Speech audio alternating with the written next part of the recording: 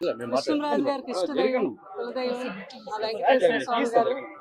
ఎప్పుడు అనుకుంటే అప్పుడు వచ్చేసి ఆయన దర్శనం చేసుకుని వెళ్ళేవాళ్ళం.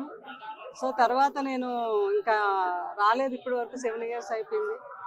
ఒకసారి ఆయన ఎప్పుడు పిలుపు వస్తే అప్పుడే వెళదాం అనుకున్నాను. ఆయన దగ్గర నుంచి నాకు పిలుపు వచ్చింది.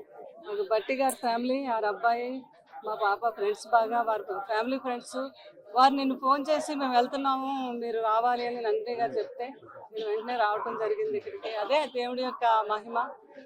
ఆయన్ని కొలిస్తే ప్రతి ఒక్కరికి ఆయన దీవెనలు ఉంటాయి, ఆయన ఆశీస్సులు ఉంటాయి. అందరూ ఆయురారోగ్యాలతో వర్ధిల్లాలని మనస్ఫూర్తిగా కోరుకుంటున్నాను.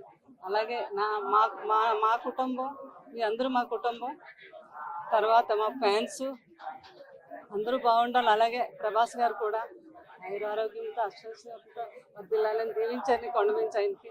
నెక్స్ట్ రాజాసాబ్ కూడా పెద్ద హిట్ అవుతుంది. అది మీ అందరి ఆశీర్వాదం కూడా ఉండాలి. ఆ మూవీని పెద్ద హిట్ చేయాలని మనస్ఫూర్తిగా మీ అందరినీ కోరుకుంటున్నాను. నేను పెళ్ళి అదే వెంకటేశ్వర స్వామి ఆయనే చేస్తారు. నేను ఆయన నమ్ముకుంటే దైవాజ్ఞ ఉండాలి కదా, ఆయన దైవాజ్ఞ ఉంది. బాబు కూడా చాలా హ్యాపీగా ఫీల్ అయ్యారు నేను కొండ మీద ఉన్నాను అని. అక్కడి నుంచి ఆయన బ్లెస్సింగ్స్ ఇచ్చాను నేను.